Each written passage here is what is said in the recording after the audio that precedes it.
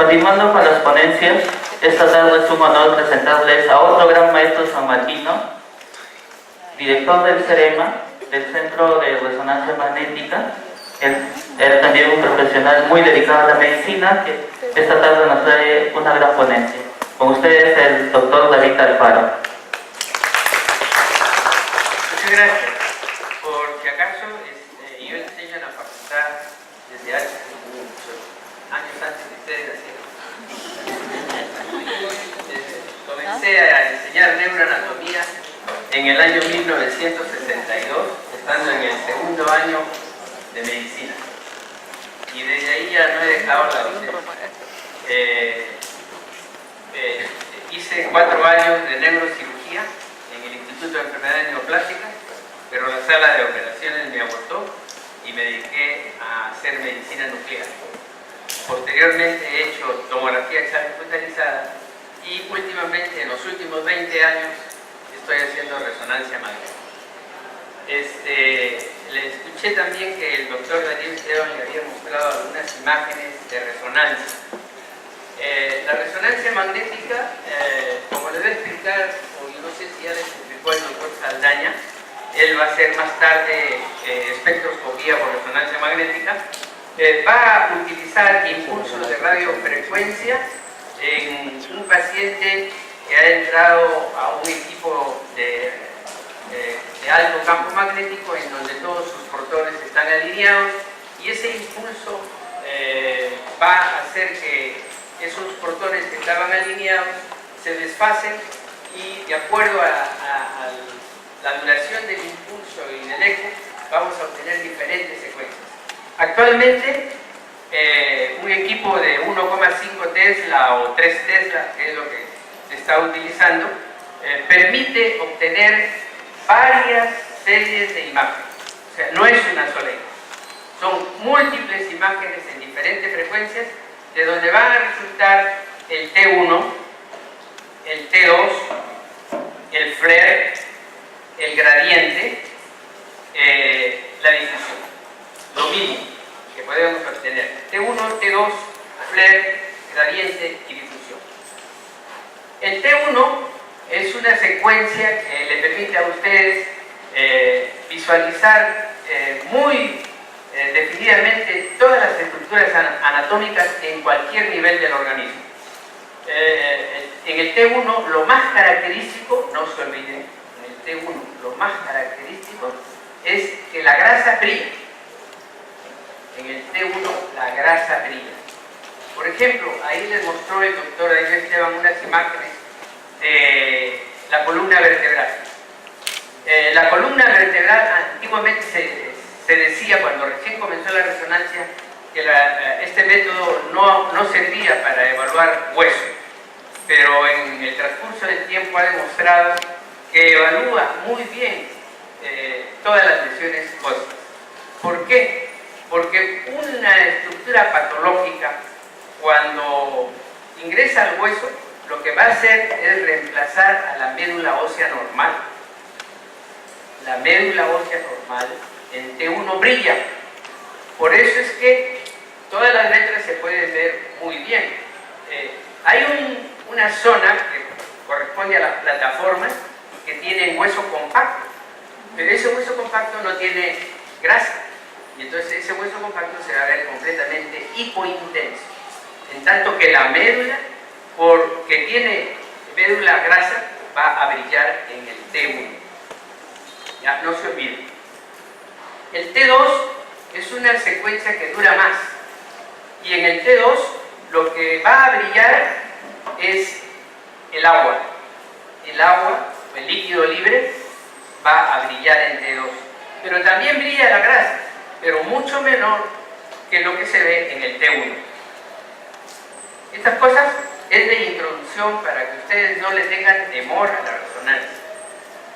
Poco a poco, un conocimiento de introducción para que ustedes jalen imágenes en internet y vayan viendo y comparando lo que yo les estoy diciendo. Entonces, el T2 es una secuencia que se utiliza sobre todo en cerebro para evaluar el sistema ventricular y los espacios subaracnoideos. porque el líquido libre está brillando. Todo lo que brilla va a ser líquido libre. Y hay una secuencia que es flare. ¿Qué cosa es flare? Flare en inglés, F-L-A-I-R, es inversión de la recuperación para atenuación del líquido libre, en su sigla en inglés.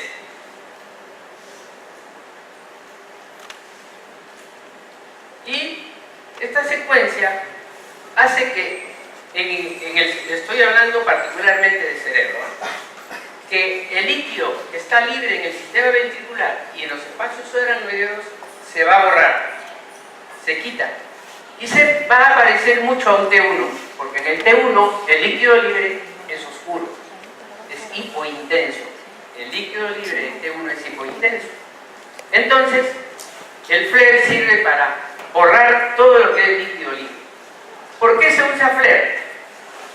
Se usa flare porque si yo tengo en el encéfalo una imagen que tiene hiperintensidad de señal en T2 y bordes definidos o bordes difusos, yo quiero saber si esa hiperintensidad de señal corresponde a líquido libre o corresponde a edema, porque el edema no va a desaparecer en el flare.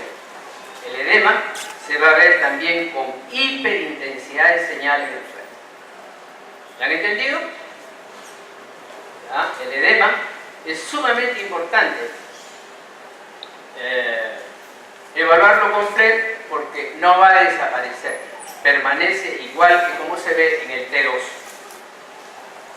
La difusión es una técnica relativamente reciente que se usa mucho para ver si una lesión que ha comprometido la sustancia blanca y también que se ve con hiperintensidad de señal en T2 y en flare, esa corresponde, por ejemplo, a un infarto cerebral en fase aguda o subaguda.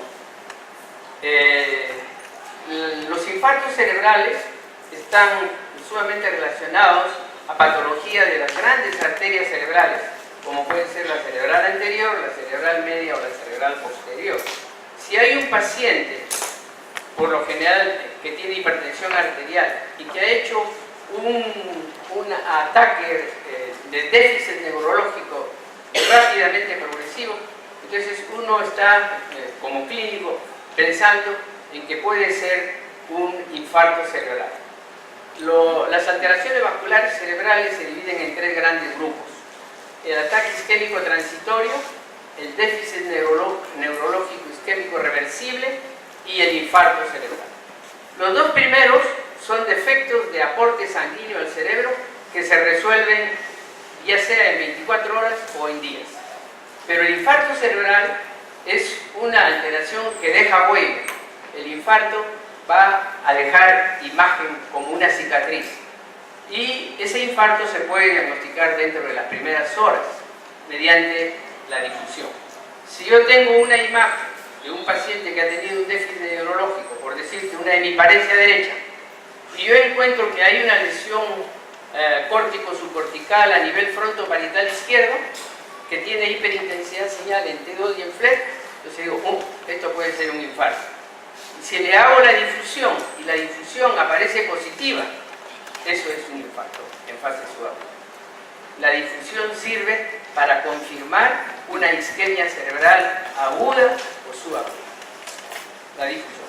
Y tiene una contraparte la difusión, que es el mapa de coeficiente de difusión aparente, en la cual la lesión aparece con hipointensidad de señal. ¿Ya? Esto es como una introducción. Lo que yo les he traído ahora es alteraciones de la sustancia blanca en el adulto. Temo que es bastante extenso, de tal suerte que yo voy a tratar solamente de presentarles la patología más frecuente de la sustancia blanca en el adulto, que corresponde a la esclerosis múltiple. ¿Ya? Cuando hay compromiso de la sustancia blanca, las lesiones que vamos a ver son lesiones que están debajo de la corteza. ¿Ya? Y una de las estructuras que son ricas que es rica en sustancia blanca es el cuerpo calloso. ¿Ya? El cuerpo calloso. Entonces, cuando yo veo una lesión que puede ser bilateral y simétrica o asimétrica en el centro serio oval o en la sustancia blanca subcortical o periventricular, y la veo con hiperintensidad de señal en T2 y en FLER, entonces yo digo, uy, esto puede ser una enfermedad de sustancia blanca. Pero las enfermedades de sustancia blanca pueden presentarse también en niños y también en adultos. Las alteraciones que se presentan sobre todo en niños a partir de los 2 o 3 años corresponden a un problema de alteración de formación de la sustancia blanca. Y esos problemas reciben el nombre de enfermedades dismielinizantes. Cuando no se forma adecuadamente la mielina en un niño, también podría ser en un adulto, pero raro. Se llaman enfermedades dismielinizantes o leucodistróficas. Enfermedades dismielinizantes o leucodistróficas.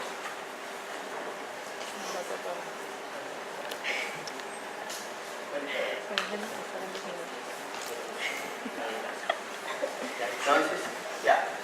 En el sistema nervioso central, la vaina de mielina se forma por la fusión de membranas de los oligodendrocitos. Es oligodendrocitos. Los oligodendrocitos son los que se encargan de formar la mielina en el encéfalo, en tanto que en los nervios periféricos lo hace la célula de Schwann.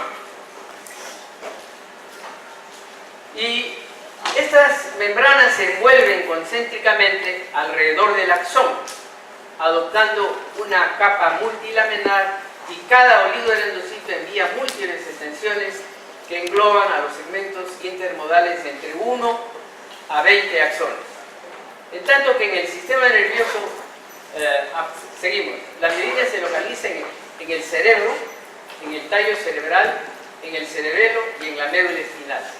Cuando el niño nace, ya el proceso de mielinización ha comenzado alrededor de los 6 meses y continúa durante los 2 primeros años sobre todo y hacia la vida adulta. O sea que la formación de mielina no deja de formarse a través de toda la vida, ¿ya? Pero la formación de la mielina se inicia alrededor de los 6 meses intraútero y se comienza a mielinizar primero la sustancia blanca del cerebelo, después la del tronco cerebral, después la del cuerpo calloso, después de la cápsula interna y después del centro semioval. Esa es la secuencia, del sentido caudal hacia la craneal.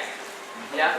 En el sistema nervioso periférico, en los nervios craneales, este sistema la producen las células de Schwann y solamente para un segmento axonal. Esto es sumamente importante. La mielina proporciona el soporte fisiológico, estructural y metabólico de los axones. En su ausencia, los axones se hacen vulnerables a diferentes injurias y pueden eventualmente degenerar. Su función principal es dar velocidad al impulso nervioso. Entre más larga y gruesa sea una vaina mielínica, mayor será su velocidad de conducción. Ahora viene lo que les dije. Las enfermedades de la mielina se dividen para su estudio en enfermedades dismielinizantes y enfermedades desmielinizantes.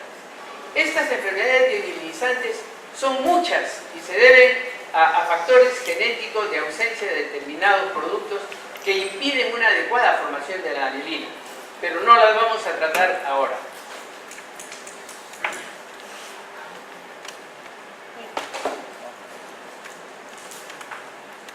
Las enfermedades dismielinizantes entonces engloban a todas aquellas entidades en donde existe una falla primaria en la formación de mielina. Por ejemplo, hay varias, le he mostrado 2 nada más, la leucodistrofia metracomática y la adrenoleucodistrofia. Las enfermedades desmielinizantes, la mielina se forma normalmente y se lesiona cuando hay un proceso de enfermedad asociado. Por ejemplo, la esclerosis múltiple y la encefalomielitis diseminada aguda. Cuando el grupo de sus compañeros que rotó por Cerema, que yo tuve la oportunidad de hablar por primera vez, yo siempre les dije de que cuando yo recibo a un paciente, lo primero que miro es el sexo y lo segundo es la edad. Porque yo puedo encasillar en qué grupo más o menos de patología puede estar encasillado el paciente. Si es un niño, un neonato, entonces lo que yo quiero descartar es si su problema que trae es congénito o adquirido. Es sumamente importante. En cambio, si veo a un adulto, ya por lo general debe ser un problema adquirido. ¿Y qué problema adquirido podría ser? Tuvo un accidente en bicicleta y se golpeó contra un poste. La primera posibilidad es que se trate de un traumatismo cráneoencefálico. ¿No es cierto? El trauma puede ser una consecuencia de patología. Tiene hipertensión arterial, hizo un cuadro de hemiplegia derecha. ¿En qué estoy pensando? En un problema de tipo vascular. Probablemente en un infarto, raramente en una hemorragia, pero esas condiciones se pueden dar. Algo que me olvidé de decirles es el gradiente dentro de la introducción. La imagen de gradiente sirve mucho para estudiar hemorragia intracerebral. Ya, no se olviden. El gradiente para estudiar hemorragia intracerebral.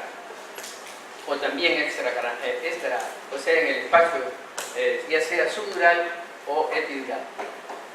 En las enfermedades desmielinizantes, la mielina se forma normalmente y se lesiona cuando hay un proceso de enfermedad asociado. Por ejemplo, la esclerosis múltiple y la encefalomielitis diseminada. Entonces, les he referido de que puede ser un trauma, puede ser un problema de tipo vascular, infarto o hemorragia, pero también puede ser un proceso de tipo infeccioso, ¿no es cierto? Puede ser, por ejemplo, de un niño que le pusieron la vacuna y 15 días después comienza a estar desorientado, convulsiona, y tenemos que pensar en una encefalomielitis diseminada. ¿Ya? Ese es otro proceso, enfermedades infecciosas. Realmente la encefalomielitis es producto de una afección viral o postvaginal. Puede ser también de que el paciente tenga un problema de infección que ha producido una alteración de la dinámica del líquido cefalorraquídeo, porque una de las causas de hidrocefalia comunicante más frecuente en el niño es un proceso infeccioso, o sea, una meningoencefalitis. Bloquea la reabsorción de líquido cefalorraquídeo y se sigue produciendo líquido cefalorraquídeo, hay una baja reabsorción y se comienzan a dilatar los ventrículos, el sistema ventricular, y a eso se llama hidrocefalia comunicante. ¿Ya? Hidrocefalia. O puede tener un tumor, pero ese tumor puede bloquear la salida del líquido cefalorraquídeo a nivel del sistema ventricular, ya sea en agujero de Monro, en acueducto de Silvio o en el cuarto ventrículo, y a eso se va a llamar una hidrocefalia obstructiva, por falta de salida del líquido cefalorraquídeo hacia el espacio subaracnoideo. Vamos a tratar rápidamente la esclerosis múltiple. La causa más frecuente de enfermedad debilitante en experiencia neurológica es la esclerosis múltiple. Actualmente, a nivel mundial, es considerada como la segunda causa de discapacidad en la población joven después de los accidentes. Tiende a afectar a personas entre el segundo y tercer decenio de la vida, pero se han observado casos en niños. Yo el caso más que recuerdo de menor edad, 5 años, y también en casos después de la quinta década. Afecta más al sexo femenino en una proporción de 3:1, mayormente a gente de raza blanca que de raza negra, y geográficamente tiene a ser más frecuente hacia los polos y menos hacia la parte ecuatorial. Es un padecimiento complejo de naturaleza autoinmunitaria con factores predisponentes genéticos interactuando con factores ambientales. El riesgo de padecer esclerosis múltiple aumenta 2 a 4% entre las personas que tienen un familiar en primer grado que la presenta, en tanto que en la población general es de 1 por 1000. Entre 10 y 20% de los pacientes tienen un familiar en primer grado con algún padecimiento autoinmunitario. Ejemplo, lupus eritematoso sistémico, artritis reumatoidea, tiroiditis de Hashimoto, enfermedad de Crohn, miastenia grave y diabetes mellitus tipo 1. Patológicamente se caracteriza por la presencia de áreas perivasculares de desmielinización a las que se llamó placas. O sea, la característica en la parte de la imagen es que vamos a ver placas de desmielinización. Las lesiones más recientes presentan una infiltración por linfocitos T4 y las crónicas una reacción astrocitaria que le dio el nombre de esclerosis en placas. Y esto es importante, la resonancia magnética es el mejor método para la demostración de las placas en el sistema nervioso central, encontrándose en el 93% de los pacientes con esclerosis múltiple clínicamente definida. Las lesiones son consideradas como típicas, y esto es sumamente importante, si son de gran intensidad, ovaladas, perpendiculares al eje mayor del mismo, al eje mayor del cuerpo calloso. Si son perpendiculares al eje mayor del cuerpo calloso. Y esas imágenes que son perpendiculares al eje mayor del cuerpo calloso, un autor la describió por primera vez y fue Dawson, y son los dedos de Dawson, ¿ya? Y si miden más de 5 milímetros de diámetro y si están localizadas en la sustancia blanca también. Hay muchas variantes, solamente esto quiero que lo anoten como referencia, porque ya más adelante, cuando ustedes estudien clínica médica o los neurólogos se dediquen a esto, van a poder evaluar cada una de estas, ¿ya? Pero la enfermedad desmielinizante secundaria no solamente es producida por la esclerosis múltiple, sino que pueden ser otras causas, como pueden ser virales, vasculares. En la viral tenemos la encefalopatía asociada al virus de la inmunodeficiencia humana, leucoencefalopatía multifocal progresiva, panencefalitis esclerosante subaguda. Yo no le voy a presentar imagen porque el cuadro clínico es el que define a la enfermedad, porque todas, absolutamente todas, lo que van a ver ustedes son manchas blancas en la sustancia blanca subcortical o periventricular. Mancha blanca, pero es la clínica, la edad del paciente, el sexo y sobre todo cómo se está manifestando su cuadro clínico para que uno vaya pensando en una determinada enfermedad. Y otra cosa es que el laboratorio en estos casos ayuda tremendamente en el diagnóstico, ¿ya? Problemas de tipo vascular, leucoencefalopatía aterosclerótica subcortical. ¿Qué cosa es la leucoencefalopatía aterosclerótica subcortical? Paciente, por lo general varón, también puede ser una mujer, que tiene hipertensión arterial de larga data. Estas cosas anótenlas, porque esto le va a ayudar mucho. Paciente que tiene hipertensión arterial de larga data. Segundo, que no le importó tener la hipertensión arterial, le dieron medicación, pero que lo tome otro. Entonces, no se ha tratado adecuadamente. Va a tener varios episodios de crisis hipertensivas. Y en cada uno de esos episodios lo que ocurre es que los vasos finos del parénquima cerebral se van a estrechar y van a producir pequeños infartos. Y esos pequeños infartos en el tiempo se van agregando y se van haciendo lesiones más extensas, a tal punto que casi al final de la enfermedad van a ver como áreas completamente hiperintensas periventriculares, como un manto periventricular bilateral. Y a eso se llama la leucoencefalopatía aterosclerótica subcortical. Porque está entre paréntesis enfermedades Big Bang, porque solamente cuando acompaña a demencia, cuando el paciente por el la extensa lesión de la sustancia blanca comienza a ser demencia y ya se le denomina enfermedad de Bisbam. Hay otra que se llama el CADASIL. El CADASIL es una enfermedad que no está ligada a hipertensión arterial, pero que tiene un cuadro clínico similar. Es la arteriopatía cerebral autosómica dominante con infartos subcorticales y leucoencefalopatía. Ustedes lo pueden buscar en internet y van a encontrar como CADASIL. Es sumamente raro. Yo habré visto en todos estos 20 años unos 3 casos. Y hay que tenerla en cuenta porque se produce en gente joven que no tiene presión arterial elevada y que la quieren diferenciar de una esclerosis múltiple, porque el cuadro es muy parecido. Pero, ¿cuál es la diferencia? En que esta enfermedad por lo general compromete también los lóbulos temporales, que raramente son afectados por la esclerosis múltiple.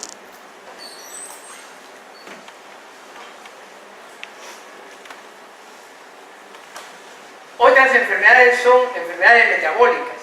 Una es la mielinolisis pontina central, que se produce cuando un paciente ha hecho un cuadro agudo de hiponatremia y se restituye rápidamente. Es más frecuente en alcohólicos y en cirróticos. Y se va a ver una afectación difusa de la sustancia blanca, particularmente de la protuberancia. Por eso se llama mielinolisis pontina central. Después hay otras causas que también comprometen a la sustancia blanca. El alcoholismo, después de unas sesiones de radiación por una lesión X que puede ser un tumor, la radiación también. Fármacos en quimioterapia, cocaína y heroína. Toxinas, metales pesados como el plomo y mercurio. Y hay una que también hay que considerarla, porque se van a ver múltiples lesiones, sobre todo córticos subcorticales, es la lesión axonal difusa. ¿Alguien ha escuchado sobre esta patología, lesión axonal difusa? Ya, la lesión axonal difusa se produce en pacientes que van dentro de un vehículo y que este vehículo va a gran velocidad y va a tener un impacto fuerte, en donde el paciente puede salir disparado, con su cabeza roto en parabrisas, cae al piso y queda inconsciente por más de 30 minutos y muchas veces por varios días, si no meses. ¿Qué es lo que ha pasado? Hay una lesión de cizallamiento entre la corteza cerebral y la sustancia blanca, en donde por la diferencia de densidad se han roto múltiples vasos subcorticales y producen múltiples lesiones con secuelas que las vamos a ver muy similares a lesiones de desmielinización. ¿Me han entendido? ¿Ya? Esa es la lesión axonal difusa, trauma severo, gran impacto, sobre todo en vehículos con alta velocidad, en donde el paciente se golpea el cráneo, tiene una contusión cerebral, pierde el conocimiento y lo puede recuperar en semanas o meses. ¿Ya? Entonces, nosotros, si le hacemos un estudio de resonancia magnética al siguiente día en ese paciente inconsciente, vamos a encontrar múltiples focos hemorrágicos, pero al final esos múltiples focos hemorrágicos se van a transformar en lesiones desmielinizantes por gliosis. ¿Ya?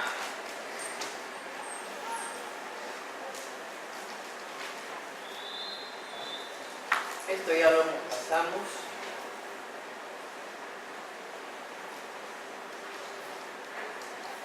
Estas son las diferentes formas de esclerosis. Esta sí me gustaría hablar sobre ella.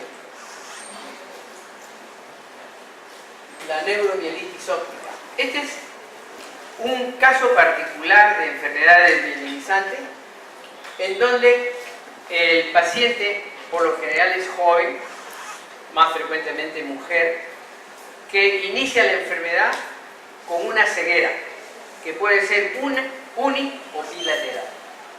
O sea, hay una neuritis óptica de inicio. Y si le hacemos el estudio de cerebro, se puede encontrar una o varias lesiones desmielinizantes. ¿Ya? Entonces ya estamos hablando de un cuadro de neuritis óptica que está acompañado de placas.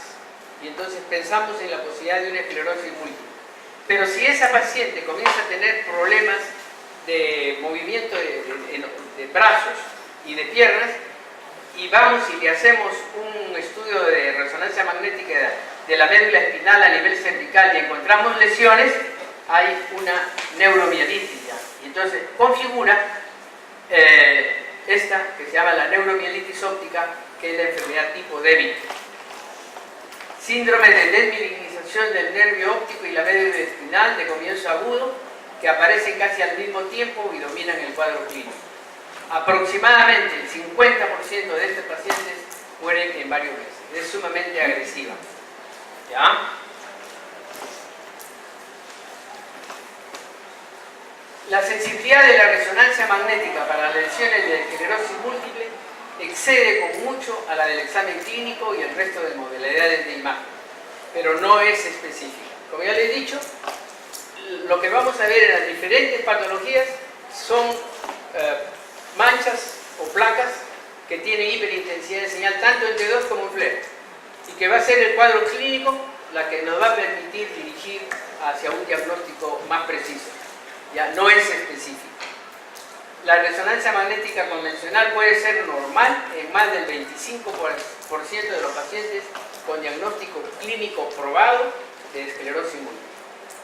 Los hallazgos de resonancia magnética deben ser incluidos junto con los datos clínicos y de laboratorio.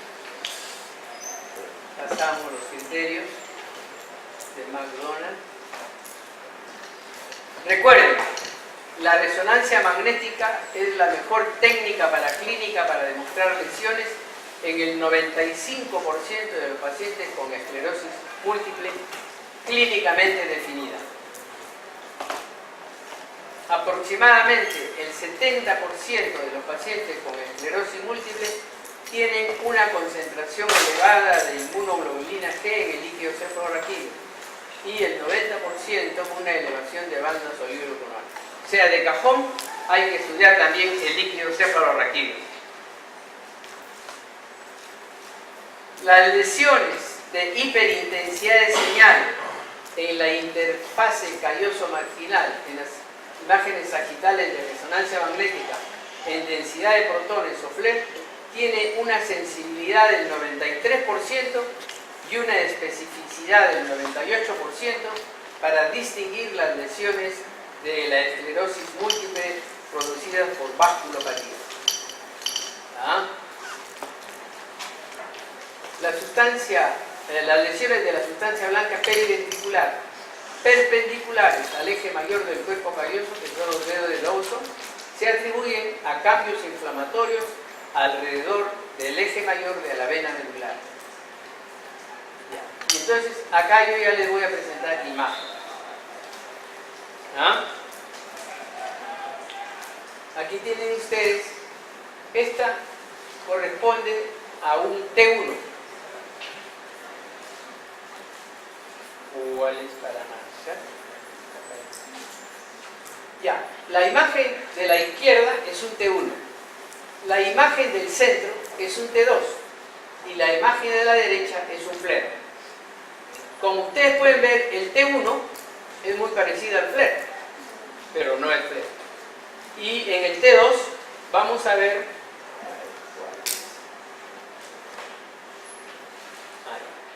aquí tienen ustedes estas lesiones que son focos de desmielinización periventricular que van a aparecer con hiperintensidad de señal en T2 y también en FLAIR.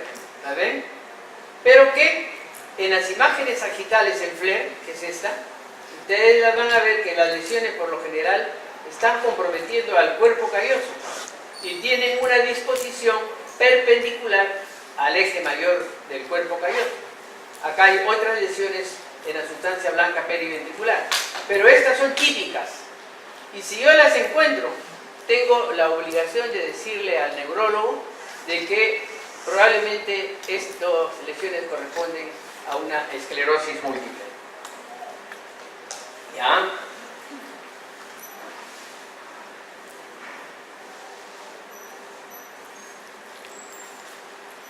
Ya.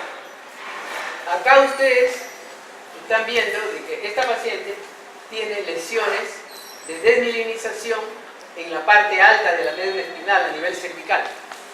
Y si estas lesiones van acompañadas a una neuritis óptica, estamos haciendo el diagnóstico de una enfermedad de DEBIT. ¿Ya?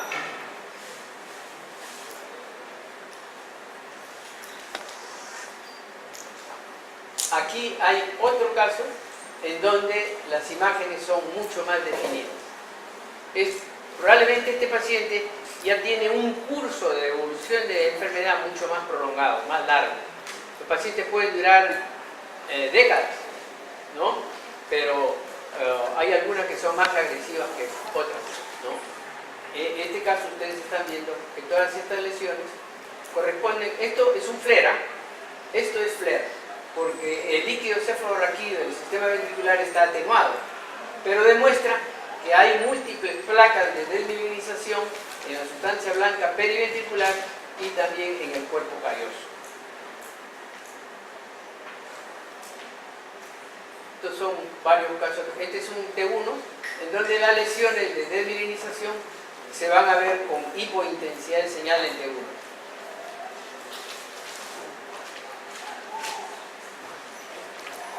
Acá otro caso en donde ustedes están viendo flare sagital. Cuando el tecnólogo o los tecnólogos que trabajan con nosotros reciben una ficha en donde el médico plantea la posibilidad de una esclerosis múltiple, ellos están obligados en el protocolo a hacer imágenes en flare sagital, porque son las que, mejor demuestran las